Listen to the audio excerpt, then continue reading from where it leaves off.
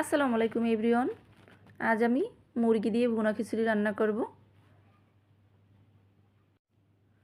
তেলটা গরম হয়ে আসলে আমি এখানে একে একে সব মশলাগুলো দিয়ে দিব। প্রথমে আমি এখানে গরম মশলা দিয়ে দিচ্ছি, 2টা তেজপাতা, পেঁয়াজ রসুন কুচি, লবণ, হলুদ মরিচের গুঁড়া, আদা বাটা, রসুন বাটা, জিরা বাটা। মশলাটা যেন পুড়ে না যায় আমি অল্প একটু পানি দিয়ে মশলাটাকে ভালো করে কষিয়ে নিলাম। আমি একটা চিকেন কেটে ধুয়ে রেখেছি, আমি চিকেনটাকে এখানে দিয়ে দিব।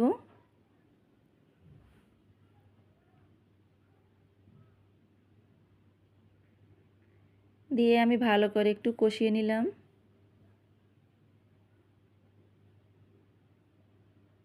আমি কয়েকটা আলু মাঝখান থেকে কেটে ধুয়ে রেখেছি, দিয়ে দিচ্ছি আলুগুলোকে, দিয়ে আর একটু ভালো করে কষিয়ে নিব।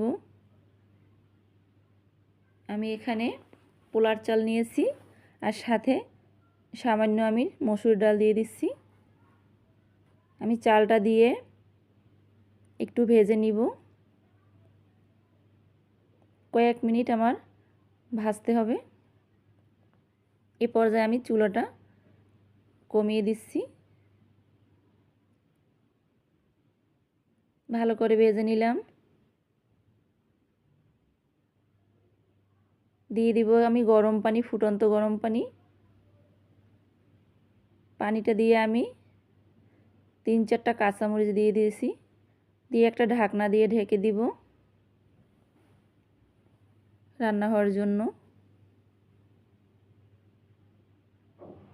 আবার একটু নেড়ে দিলাম নিচ থেকে যেন লেগে না যায়।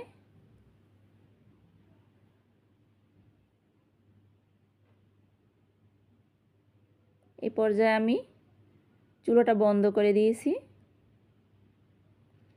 বন্ধ করে দিয়ে আমি ঢাকনাটা দিয়ে আবার একটু ঢেকে দিলাম।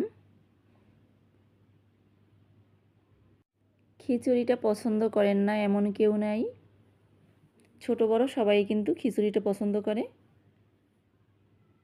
নামানোর আগে আমি ফ্লেভারের জন্য কিছুটা ধনিয়া পাতা কুচি দিয়ে দিলাম।